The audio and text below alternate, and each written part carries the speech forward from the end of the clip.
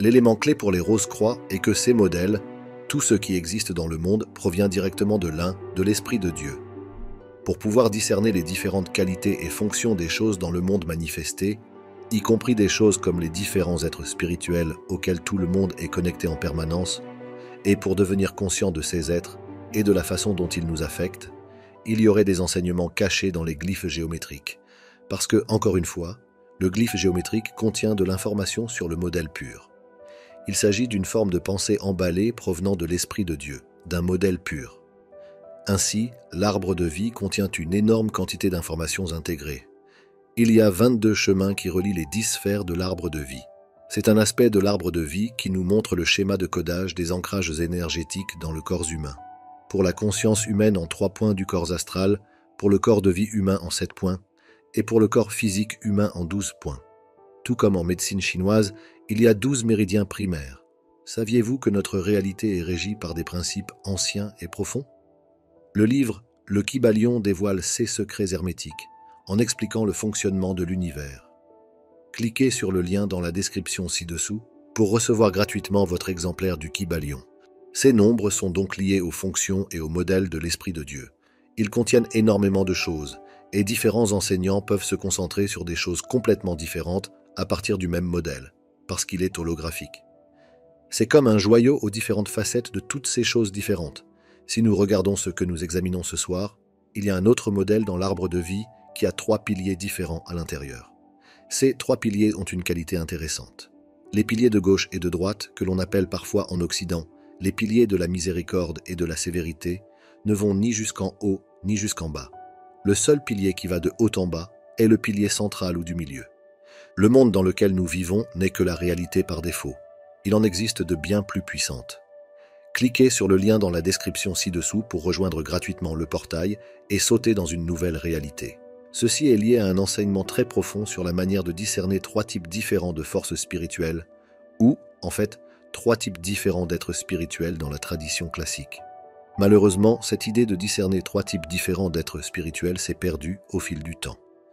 Dans la plupart des églises occidentales externes, elle n'est malheureusement plus enseignée, car ce n'était pas la tradition d'origine. Au lieu de cela, les choses sont présentées uniquement comme, par exemple, il y a les bons et les mauvais êtres spirituels.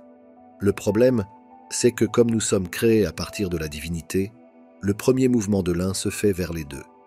C'est comme la première division de l'œuf dans le ventre de la mère, pour devenir les 2 parties différentes qui ont ensuite été divisées pour devenir l'être humain pleinement manifesté. Ainsi, cette division en 2 prend en fait l'aspect unifié de la divinité, l'un, et se déplace vers 2 polarités opposées. Dans la tradition indienne, on parle de Shiva et de Shakti, ces archétypes du yin et du yang, du masculin et du féminin. Il s'agit là d'un point absolument essentiel, car on ne peut pas dire que l'un est bon et l'autre mauvais. On ne peut pas avoir un système purement polarisé et dire que c'est bon ou mauvais. S'il y a un homme et une femme, lequel est bon et lequel est mauvais? Mais ce type de pensée infecte tout dans le monde occidental d'aujourd'hui, comme notre politique. Si tel camp a raison, tel autre doit avoir tort. Tout s'inscrit dans cette dichotomie polarisée. La compréhension originelle était bien différente. Si nous étudions les enseignements classiques, comme ceux du bouddhisme tibétain, nous constatons que la voie du développement n'est pas celle d'un extrême ou d'un autre. C'est la voie du milieu. C'est cette voie centrale qui maintient un équilibre entre 2 extrêmes différents. Il en va de même pour l'arbre de vie. Nous avons une voie médiane, comme en parlent les Tibétains, et ensuite les choses peuvent se déséquilibrer vers un extrême ou un autre. Vous savez, voulez-vous avoir trop chaud ou trop froid? Vous ne voulez ni l'un ni l'autre, vous voulez être au milieu. Mais cela s'applique à tout ce qui concerne le développement spirituel. Encore une fois, nous pourrions en parler longuement, mais je veux vous en donner l'application directe maintenant, en tant qu'élément constitutif du concept global de l'initiation rosicrucienne. L'une des choses qu'il faut discerner avec ce concept de la divinité, créant le monde et les différents niveaux d'êtres manifestés auxquels le texte classique fait référence, c'est qu'il y a des êtres qui se connectent au pilier du milieu. Ils vont de haut en bas et de bas en haut. Cela signifie qu'ils se connectent aux niveaux les plus élevés de la divinité et au niveau de la création manifeste. Dans la tradition occidentale, au sein du christianisme austère, ils sont liés au Christ ou aux êtres christiques. Dans les traditions monothéistes du judaïsme, du christianisme et de l'islam, on les appelle les êtres de Mikailak, car Michael est considéré comme le plus élevé des archanges. L'un des noms attribués au terme Michael est Michael, qui signifie « qui est comme Dieu ». L'idée est donc que Michael détient la qualité de la divinité, mais à une échelle réduite qui permet d'interagir avec elle à un niveau archangélique. La signification de ceci est que, lorsque nous nous en tenons à la voie du milieu, à l'équilibre parfait dans toutes les polarités de la vie, alors nous sommes sur le chemin qui nous mène jusqu'au bout.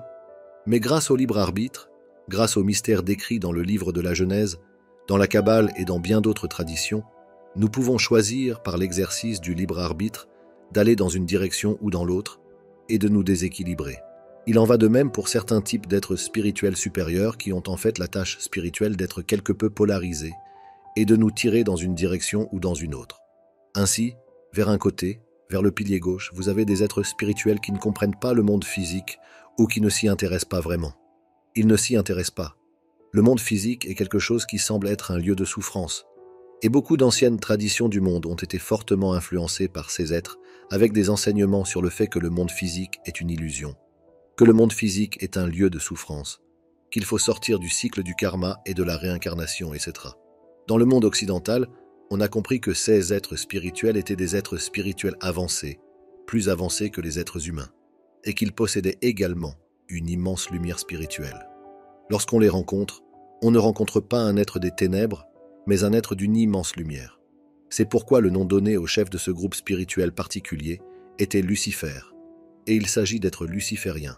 Aujourd'hui, dans la plupart des traditions, la confusion est totale car le terme Lucifer est complètement confondu avec le terme Azatan ou Satan, qui est un être des ténèbres. Toute différenciation est donc perdue. Le monde dans lequel nous vivons n'est que la réalité par défaut. Il en existe de bien plus puissantes.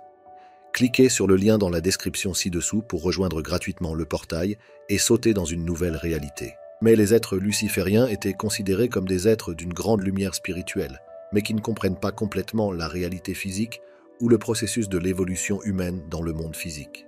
Pour eux, il semble que nous soyons des enfants torturés dans un endroit où nous n'avons pas besoin d'être, alors quitter le cycle et retourner à l'esprit. C'est un sujet très profond que de parler de la conscience et des activités de ces êtres, et c'est d'autant plus difficile qu'il y a aujourd'hui beaucoup de bagages attachés au nom qui ne font pas partie de la tradition originelle. Mais l'idée de base ici est que l'on peut aller vers différents êtres humains, vers un type de développement spirituel où l'on se concentre vraiment sur l'esprit, mais où la vie physique va directement en enfer. Vous savez, vous n'êtes pas en mesure de payer les factures, vos relations avec les gens en souffrent, vous ne vous occupez pas de vos affaires et votre vie ne va pas si bien que ça. Mais vous vous concentrez vraiment sur l'esprit tout le temps, sans être ancré. Malheureusement, cela peut aussi conduire à des formes de spiritualité illusoire ou hallucinogène, de sorte que les choses perçues et traitées ne sont pas vraiment réelles, ou qu'elles sont déformées par notre lentille d'une manière particulière qui n'est pas vraiment utile. Cela est lié à ce que l'on appelle classiquement l'extrême luciférien. D'un autre côté, comme vous pouvez l'imaginer, c'est la polarité exactement opposée. Si l'un se connecte à l'esprit mais ne suit pas vraiment le processus complet de la création et de la matière et ne s'y connecte pas, alors l'autre sera profondément connecté à la matière. Il sera profondément lié au processus de matérialisation physique et aimera la physicalité. La première identification de ces êtres dans les textes anciens se trouve dans la vieille tradition perse zoroastrienne. Dans la tradition persane ou autrichienne, ils sont appelés Angra Mainyu ou Ahriman. Or, cet être d'Ahriman ou Angra Mainyu, dans le texte zoroastrien persan ancien, était opposé à un être qui était lié à l'être du soleil, dont le nom était Ahura Mazda. Les anciens zoroastriens perses disaient qu'il s'agissait de l'être spirituel que l'on pouvait percevoir de manière clairvoyante dans l'aura du soleil. C'est le même concept que nous avons du dieu soleil, qui devient le concept manifesté du logos solaire dans la tradition occidentale ultérieure, l'être spirituel directement lié au soleil. Il est donc opposé à cet être sombre de la matérialité. Les êtres humains peuvent également tomber dans ce piège en devenant complètement matérialistes, de sorte que nous ne croyons même pas que l'esprit existe. L'esprit est une sorte d'illusion que nous avons. Il n'y a rien d'autre qu'une évolution aléatoire au fil du temps à travers des processus biologiques complètement physiques. Et il n'y a pas d'esprit, il n'y a rien de ce genre. Nous pouvons donc voir ce type de dichotomie qui est créé ici et qui maintient l'équilibre entre la spiritualité et la vie dans le monde. L'aspect ahrimanique a ensuite pris d'autres noms et d'autres époques. Les gnostiques désignaient l'être d'Ahriman, ou les êtres de la même qualité que les êtres arimaniques comme le démiurge. Vous lisez donc tous ces textes gnostiques sur le démiurge, le seigneur obscur de cette terre qui a créé le monde physique. En Égypte, cette polarité était désignée sous le nom de Seth, et Seth s'était opposé à Horus.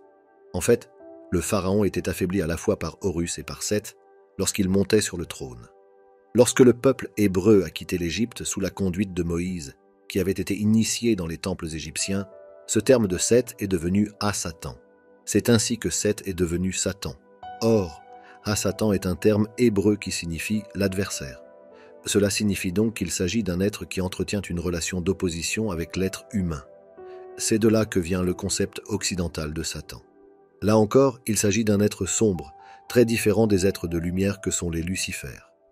Il faut donc comprendre cela comme une base, premièrement, pour étudier les différentes traditions ésotériques. Par exemple, si vous étudiez la théosophie comme l'œuvre de Madame Blavatsky, les êtres lucifériens sont en fait les rédempteurs. Les êtres lucifériens sont en fait nos guides. Dans d'autres textes, comme ceux des Rose-Croix, on dit « Non, les êtres lucifériens ont une certaine sagesse spirituelle, mais nous devons rester sur la voie du milieu. Il y a un autre ensemble d'êtres ici. » Cette idée de maintenir l'équilibre entre ces deux types d'êtres se retrouve dans la vie de tous les jours, et c'est un processus dynamique constant pour chaque être humain. Si nous enlevions le voile, nous verrions qu'Il, Lucifer et Ahriman influencent notre conscience à tout moment pour qu'elle aille dans un sens ou dans l'autre, tout comme les êtres bénéfiques se connectent également à nous. Dans la science des anciens temples, il était entendu que notre connexion avec ces êtres se faisait uniquement par résonance. Lorsque nous pensons d'une manière particulière, lorsque nous ressentons d'une manière particulière, toutes nos pensées, tous nos sentiments, tous nos états internes ont une qualité énergétique, et ils résonneront comme une antenne avec des qualités du même type dans les autres mondes. Ainsi, si nous avons une pensée matérialiste très négative, elle entrera en résonance avec les êtres plus araméens. Si nous avons un type d'aspiration émotionnelle à n'avoir qu'un processus extatique dans notre vie et que nous sommes complètement spirituels sans jamais avoir à faire la vaisselle ou à laver la voiture, cela nous reliera davantage aux êtres de type luciférien. Et puis, bien sûr, les choses qui sont plus proches de la nature du pilier central. Une illustration que j'aimerais donner de la façon dont ce même enseignement apparaît en de multiples endroits est que dans les enseignements du christianisme ésotérique, il y a une représentation vraiment remarquable de cet enseignement. En effet, si vous regardez les images de la crucifixion du Christ à l'époque médiévale, vous verrez le Christ crucifié entre deux voleurs. Il y a donc en fait 3 croix et le Christ est au centre. Les 3 croix sont en fait 3 piliers, et il y a 3 êtres différents sur les 3 piliers, avec le Christ au centre. Sur le pilier d'un côté, il y a un voleur qui, dans les peintures, incline sa tête vers le Christ. Ce voleur est en fait lié aux êtres lucifériens.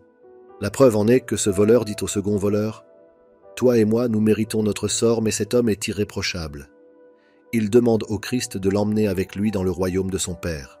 Le Christ répond « Ce soir, tu seras avec moi dans le royaume de mon Père. » Parce que les êtres lucifériens ne s'opposent pas vraiment aux forces et aux choses christiques comme le font les êtres sataniques, les êtres araméens.